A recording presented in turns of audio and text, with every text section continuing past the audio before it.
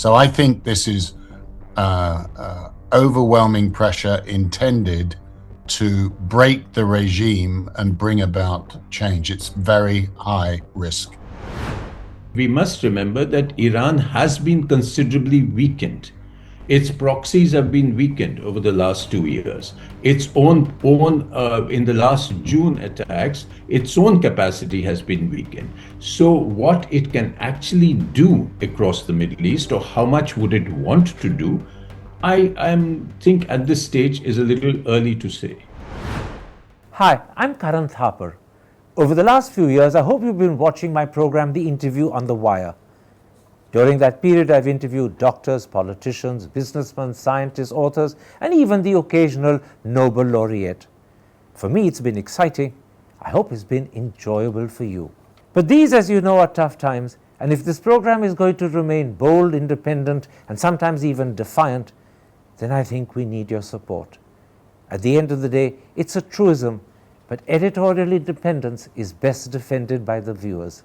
So if you would like this program to remain the way it is, forthright, outspoken, and interesting, then would you consider supporting us? All you have to do is to click on the description at the bottom. But more than anything else, I hope you will continue to watch the interview. Your viewership means an awful lot to me.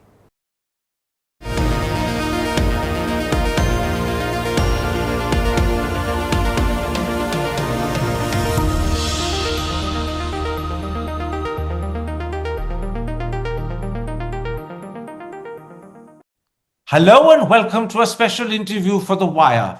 Earlier today, the United States and Israel have launched a joint attack on Iran. This will be the second time in 8 months that they have attacked the Ayatollah regime. What is the intent and purpose of this second attack? What will be Iran's response? And could we end up with a prolonged war that spreads across the Gulf and the Middle East? Those are the key issues I shall raise today, and my first guest is the former editor of the Financial Times, Lionel Barber. Mr. Barber, let me start with a simple question.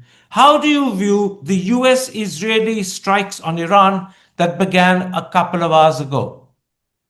Well, this in a way is unfinished business. We were told, and you referred to the attack 8 months ago, which was to set back, if not fully destroy, Iran's nuclear program. That mission wasn't fully accomplished.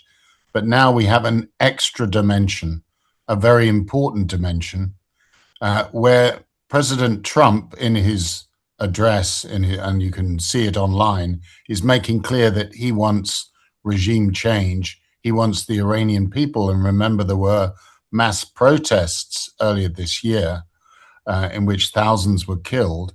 He wants those Iranian people to essentially overthrow the government. So I think this is overwhelming pressure intended to break the regime and bring about change. It's very high risk.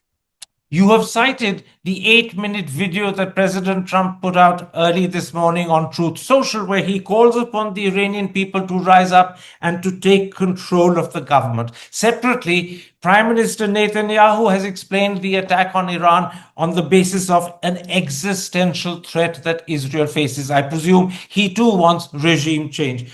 But what is the guarantee that an attack will actually produce regime change? Is it not possible that there could be a rally around the flag effect? After all, Iranians are now battling for the survival of their country. They may choose to support the government against invaders rather than topple the government. There's no guarantee that this comes off. And by the way, Benjamin Netanyahu, the long-serving Israeli prime minister, has made it very clear that he's wanted an end to the regime for a long time. The Americans have never fully brought into that. You referred to the idea that, or the risk that there's a rally around the flag. I think we all need to be a little bit careful here. I think the regime is rotten to the core. I think there is immense public opposition, disillusion. The economy is a basket case. The regime is oppressive, very oppressive. There was slaughter of the protesters earlier this year. But the regime is not just comprised of the military or the Revolutionary Guard. They also have guards, the Basirs, who are armed.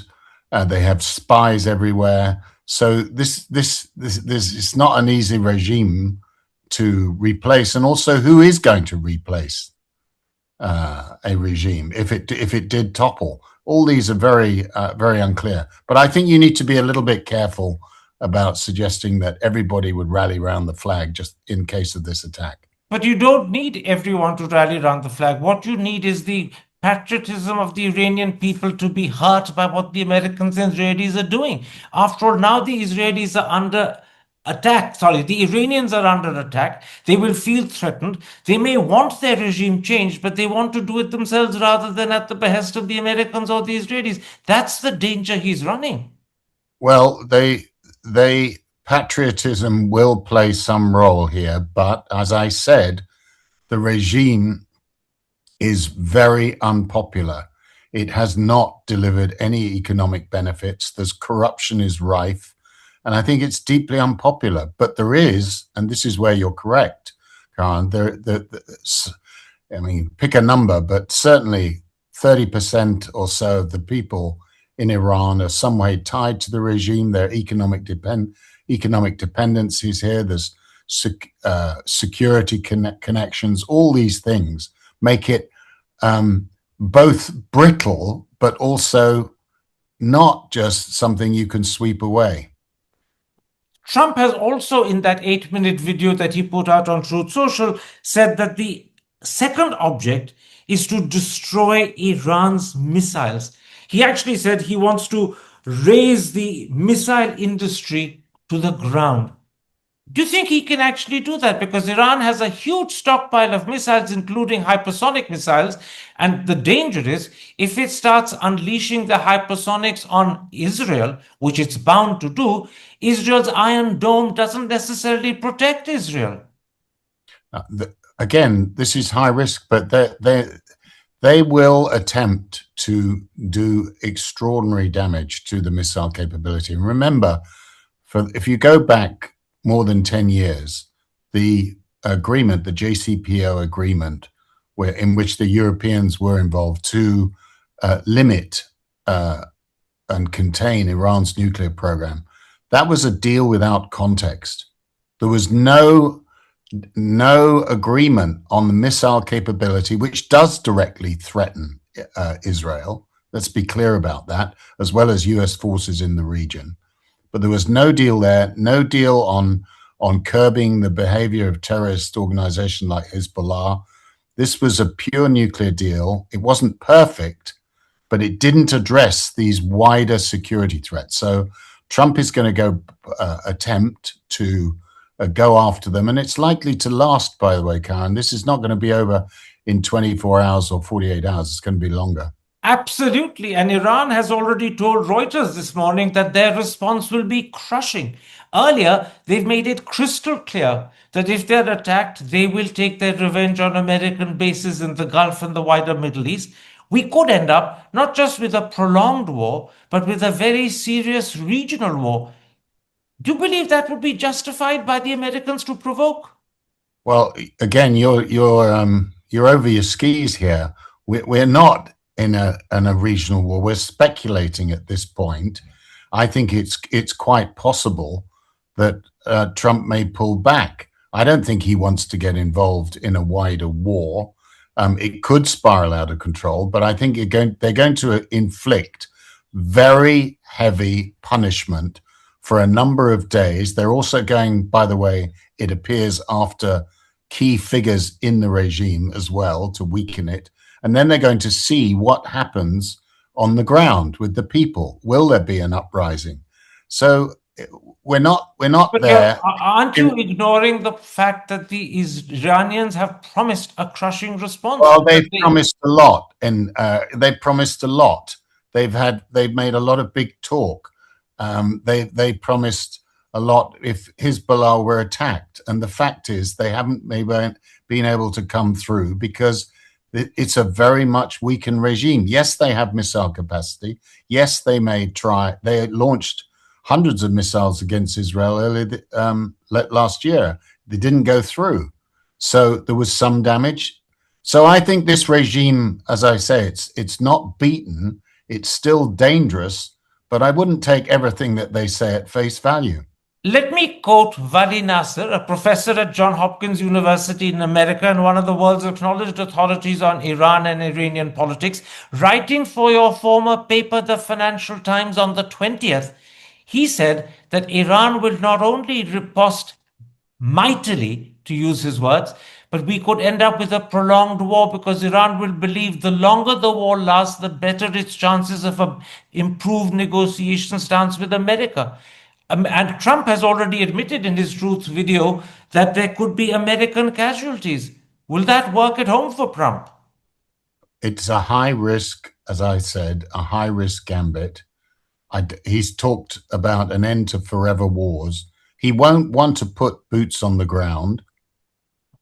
There may well be casualties in the ships defending Israel. This is a high risk enterprise, a high risk gambit.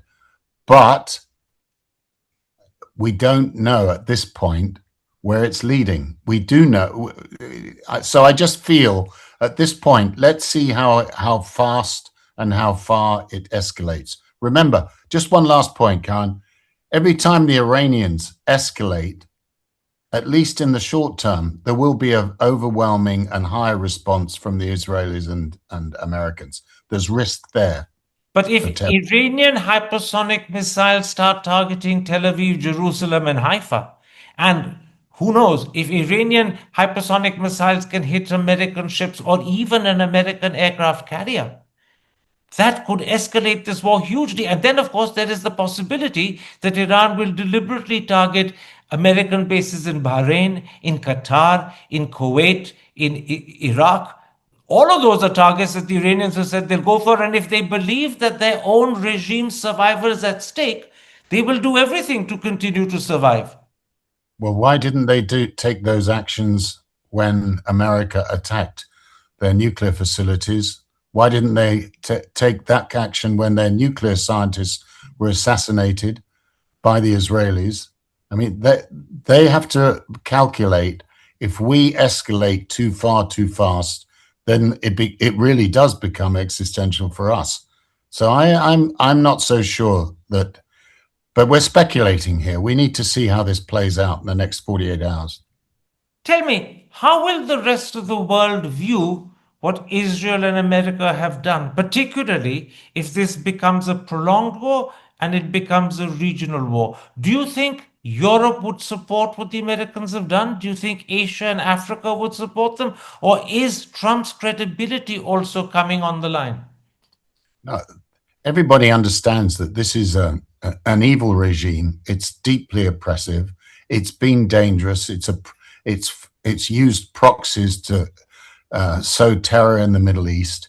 Nobody has any votes for this regime, but there will be a great deal of nervousness because let's see what happens to the oil price. This could be destabilizing. Certainly the Saudis will be very nervous about this. They didn't want military action to take place. The British, well, they'll be nervous. They don't have any sentimental views towards Iran, but they'll be nervous. And the Europeans will look at Trump as a rogue actor. Isn't that an easy target for Iran to attack Saudi, Kuwaiti, Iraqi oil facilities? They've done it earlier, they could do it again, and they could also try and block the Strait of Hormuz. That would choke off 20% of the world's oil, and rising oil prices would affect American midterm election results. Well, again, they did that attack on the Saudi oil installations happened 8 or so years ago. An attempt to block the Straits of Hormuz again, I believe, would be met with force by the Americans. I think the real question I would ask before we get into all this speculation about regional wars, whatever that means, is will Trump attempt go kinetic and lots of pyrotechnics as a prelude to renewed negotiations from a weakened Iran, or does he keep upping the ante? We don't know that. You can't take everything that Trump says at face value. I can tell you one thing: he won't be wanting to fight a war on the eve of the midterm elections. That's for sure. Trump is obviously hoping that this will be Venezuela a second time round. What if it ends up becoming Afghanistan and Libya instead? Oh, but again, you're reaching for these parallels, which are just imprecise. Venezuela was quite different. It was it was essentially a raid leading to an abduction of a Venezuelan, the president. And now they're working with the existing regime. This is not regime change. The And point I was making, Mr. Barber, is that Venezuela was... Afghanistan involved thousands of American troops on the ground. That's not going to happen in Iran. The point I was making, that Venezuela was clean, swift, and successful. Afghanistan was prolonged, messy, and unsuccessful. Libya was just messy and unsuccessful. And an attempt to change the regime in Iran could easily end up the Afghan and Libyan way. And that would create a mess, not just in Iran, but in the whole region, which is why the Egyptians and the Saudis are so deeply concerned about what he's done. Well, the Libyan example to me is perhaps the most attractive one, because, as you say, the removal of Gaddafi and the fall of that regime actually created immense instability in North Africa, spreading down to the Sahel, and led to an immigration wave. And we really are in a weaker place, in a worse place than we were when Gaddafi was there, because he was bottled up, as his nuclear program had also been taken off the table. So I think that's where you want to look and say, wait a minute, if we do try and break the regime and there's a civil war in Iran, that really would, it's not a regional war, it's more just chaos throughout the region. And that is disturbing. I would have thought India, your home country, would also have some interesting But views that's on. the gamble Trump has fairly blithely taken this morning. Well, he's taken a gamble because he's been led, in my view, to this place by Mr. Netanyahu, whose position has been absolutely clear that he wanted an end to the Iranian regime. He sees it as an existential threat. And if you read and listen to the video that Trump made, there's an awful lot of Israeli Netanyahu language in there. Absolutely, but you're not suggesting that the American president has ended up the Israeli prime minister's poodle. No, poodle is a rather loaded term, and I don't use loaded terms. I think that Trump has chosen at this point to follow Netanyahu. Netanyahu had no interest in a narrow nuclear deal, which was JCPOA dressed up. So Trump, for his own reasons, Trump has followed Netanyahu. Yes, but I'm not saying he's been completely led by the nose. This is the second time round that the Israeli tail has wagged the American dog. It happened in June last year as well. No, in June, I believe that Trump saw an opening where he could come in on the back of an Israeli attack with the regime very weakened, and go for using bunker buster bombs to attack the nuclear program. By the way, he said it was obliterated. It's clearly not, because he's still talking about the nuclear program. Quite right. He was clearly wrong. Yeah, and some of the intelligence estimates in America made that very clear. And the other thing that he's mistaken is that the resilience of the Iranian regime may be a lot more than he actually believes is the case. That's the next gamble he's taken. Well, again, we'll have to see how things play out in the next, I would say, 48 hours to a week, to see the intent, whether the attacks continue at their current intensity, and then what the response is of the Iranian people. All right, Mr. Barber, I thank you for the time you've given me. I'm extremely grateful to you. Take care, stay safe. My next guest is India's former ambassador to Israel and former High Commissioner to the United Kingdom and former ambassador to the United States, Navtej Sarna. Mr. Sarna joins us after the break. Hi, I'm Karan Thapar.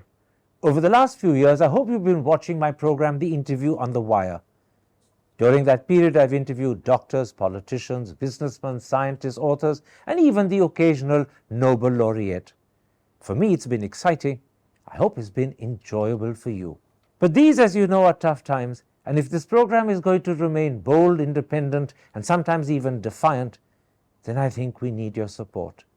At the end of the day, it's a truism, but editorial independence is best defended by the viewers. So if you would like this program to remain the way it is, forthright, outspoken, and interesting, then would you consider supporting us? All you have to do is to click on the description at the bottom. But more than anything else, I hope you will continue to watch the interview. Your viewership means an awful lot to me.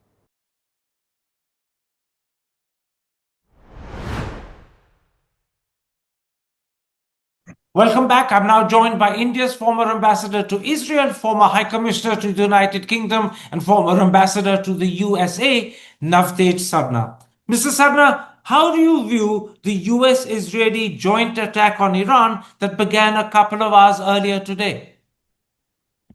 Well, thank you, Karan. I think we are in the early stages of this. Obviously, it's what we have to go by is the attack itself and President Donald Trump's statement as to why he's doing it. Frankly, it's been indicated by the buildup that's been happening all this time.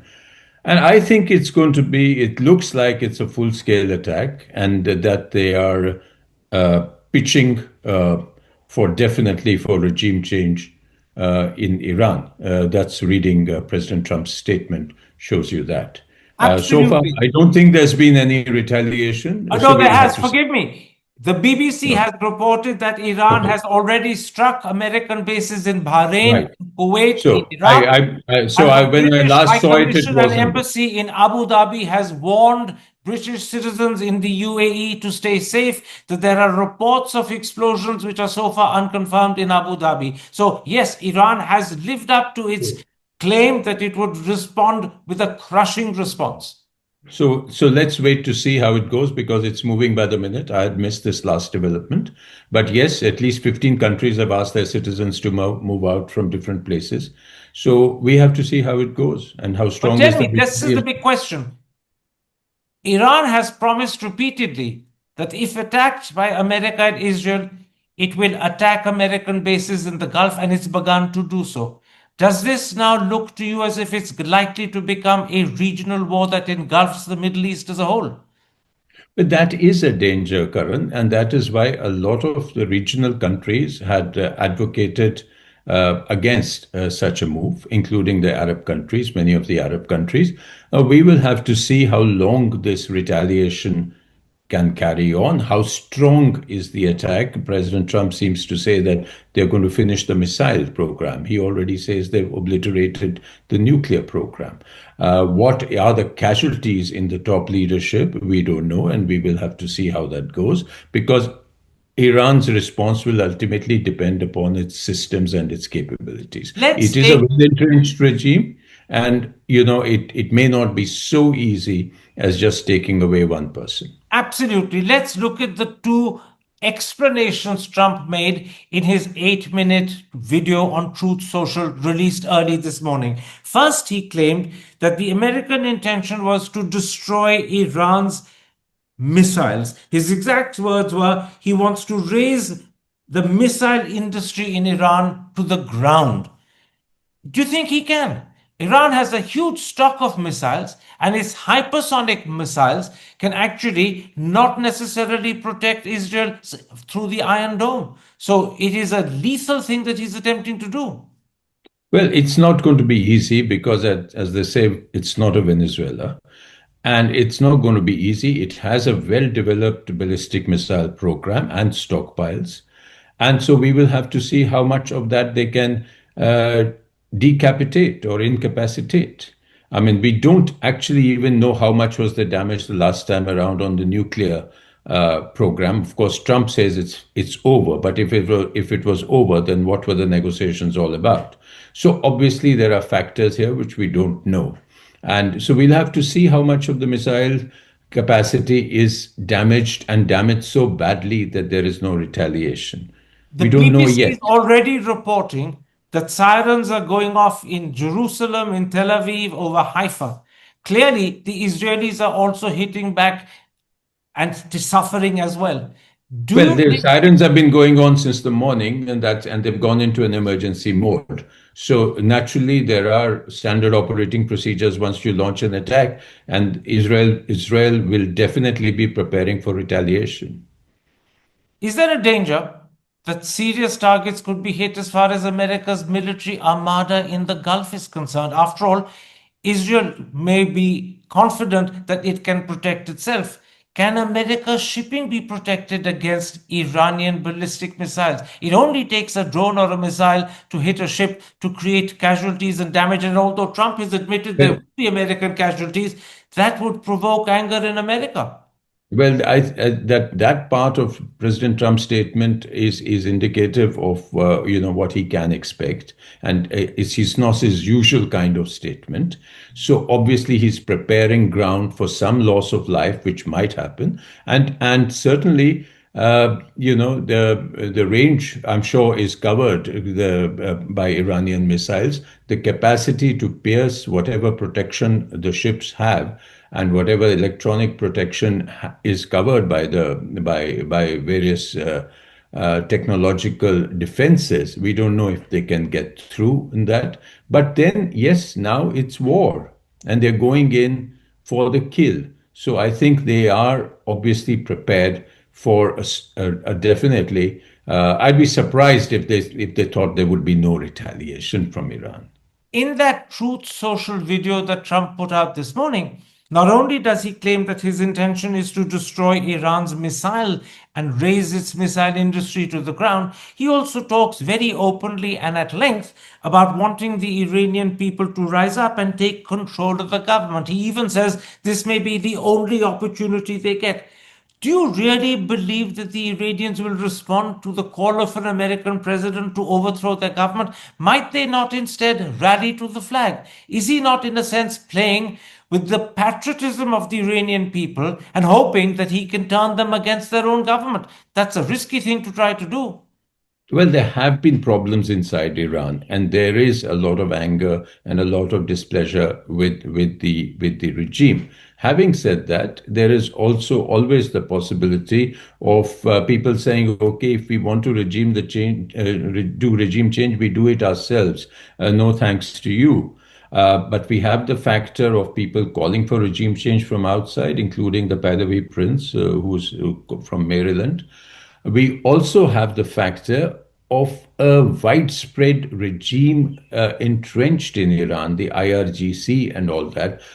How much of that persists in defiance? How much of that sort of turns over towards the people? We can't say at the moment. We've seen this kind of stuff in Iraq, we've seen it in Libya. And at the moment, there is no saying which way this thing would go. It's simply not going to be removal of one person. That's what I'm saying. It's a full top leadership, the full establishment, which is financial, which is security, which is police, which is military. All that has to collapse, or all that has to go against the Islamic Republic. Two questions that follow from what you're saying. If this is a definite attempt by the Americans and the Israelis to change the entire regime, not just the leadership at the top, but the entire structure that's been built up by the Ayatollah regime, then that regime will fight back with everything it's got. It will not hesitate to make this a regional war. It won't hesitate to try and take out Saudi, Iraqi shipping and oil, and it might even seek to block the Straits of Hormuz. Are we therefore facing a regional crisis that will get worse and worse as the time goes by, and a prolonged war as well? Well, I don't think certainly not in Donald Trump's vision to have a prolonged war. He wants a quick win. He wants a quick in and out. Can he And get one? and he may not be able to get one, but he must have calculated on the basis of his briefings and the Israeli briefings as to what they're expecting. He certainly is not the kind of president who wants another forever war, and he's made it very clear. He wants a quick win and register it. Whether he can deliver it in Iran, we can't say. It will depend entirely on their capacity. We must remember It that will depend Iran is. entirely on the Iranian response as well. That's exactly what I'm saying on the Iranian capacity. We must remember that Iran has been considerably weakened. Its proxies have been weakened over the last 2 years. Its own in the last June attacks, its own capacity has been weakened. So what it can actually do across the Middle East, or how much would it want to do, I think at this stage is a little early to say. Last night, I was talking to one of the great American scholars of Iran, Professor Vali Nasser at Johns Hopkins University, and he told me that he believes that Iran will seek a prolonged war because the longer the Americans are locked into a conflict, the easier it will be for the Iranians to negotiate with the Americans, because the Americans will then be worried about the length of the conflict and the casualties they or their allies may be suffering. Iran, therefore, he believes, will play for a long war and not hesitate to target Saudi or Iraqi or even UAE oil installations, not hesitate, of course, to target Israel itself, and not hesitate perhaps to block the Straits of Hormuz or even attempt drone and missile attacks on the American Armada. All of that suggests that we could have a very, very serious crisis on our hands, with inflation going up, with the war getting worse, and with midterm elections not that far away. Trump might begin to suddenly worry, has he let himself into a hornet's nest? Well, entirely agree with what you have summarized of Ali Nasser's analysis. That would be the pattern that Iran would like to follow if the regime hangs together. And that is a pattern which has been done in the past. Each one of those things that you mentioned, including hitting oil installations, has been done before. But for that, the regime has to make sure or want to hang together and do it. Now, the indications are that the regime is too wide and too well entrenched not to hang together. But again, it depends upon the kind of force that is unleashed on them. It depends upon the kind of success that the American-Israeli bombing has. But you're right, the objectives of the two sides are not going to be aligned. While the Americans might want a quick in and out, the Iranians would fight to the end if they retained the Iranian regime. They would have to see what happens with the vis-a-vis the people. They would have to see what happens within the regime, how much of it begins to crumble and how much stays. This crisis began this morning, Saturday. Till Thursday evening, our Prime Minister Narendra Modi was in Israel. He undertook a 2-day trip on Wednesday and Thursday, and it happened at a time when the world was expecting, anticipating, or at least speculating that there could be American, possibly Israeli military action against Iran. Did the Prime Minister err in visiting Israel at this critical juncture?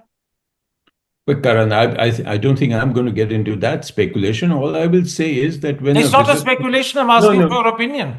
No, my opinion is that when a visit of this nature is planned, all the factors around the place or all the information that is available is taken into consideration.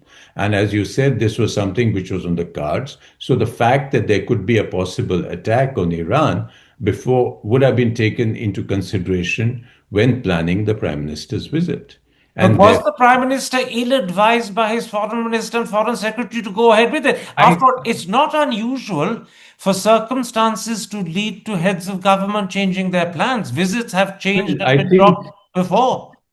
I think the objectives of the visit, and I can only direct you to the Foreign Secretary's briefing after the visit, which gives all the details of the objectives and the reasons for the visit and what all was achieved, both on a bilateral track as well as on a regional track. They had their reasons for going in at this stage, and that is no doubt they had their reasons. I'm not denying that. But won't it look to many as if by visiting Israel on the eve of this very controversial attack on Iran, and remember, Iran is a traditional old ally of India.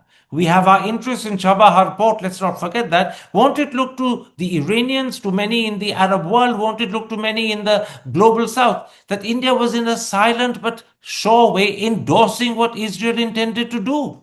I think that is entirely speculation, and I'm not in agreement with that. So was it wise to have visited, in your opinion, or I should we think, have changed? as I keep saying, I have no internal knowledge. All I can go by is what the foreign secretary has said on record, and from there he has painted it as a very successful visit, and he has mentioned the He very would tangible hardly say the outcome on opposite, the would he, Mr. Sarna? He could never Sorry, say this was a controversial visit and not and I successful. think then you need to interview him. My last question. Has India's standing in the global south suffered by the timing of this visit and the fact that the message we've sent out is that we're closer to Israel than we are either to Palestine or Iran? That's the message. Whether it's intended or not is another matter. But would India's standing in the global south have suffered? With South Africa, with Brazil, with the African countries, with our own close allies in the Arab world? Would our standing have suffered? I think that's our entire foreign policy. And in fact, the foreign policies of most countries today are in a churn. They are relating to each other at a very different level than really standing for certain ideological issues or standing in certain blocks. I think at the moment, there's so much churn, particularly in the Middle East, that so many countries are trying to see what they can do best on a transactional and a bilateral basis, and also new partnerships are forming. We've seen Pakistan, Turkey, Qatar forming a partnership. So I think all that is in the play. So I think it's a time of considerable movement, and in fact, in the last 6 hours, it's got worse. So you're saying the world will understand even if it doesn't forgive? You said that, I didn't say it. But you're not disagreeing. How much can I disagree with you? I thank you, Mr. Sarna, for having agreed to do this interview. I'm extremely grateful to you for your time. Take care. Thank you. Stay safe. Bye-bye. Hi, I'm Karan Thapar. Over the last few years, I hope you've been watching my program, The Interview on the Wire. During that period, I've interviewed doctors, politicians, businessmen, scientists, authors, and even the occasional Nobel laureate. For me, it's been exciting. I hope it's been enjoyable for you. But these, as you know, are tough times, and if this program is going to remain bold, independent, and sometimes even defiant, then I think we need your support. At the end of the day, it's a truism, but editorial independence is best defended by the viewers. So if you would like this program to remain the way it is, forthright, outspoken, and interesting, then would you consider supporting us? All you have to do is to click on the description at the bottom. But more than anything else, I hope you will continue to watch the interview. Your viewership means an awful lot to me.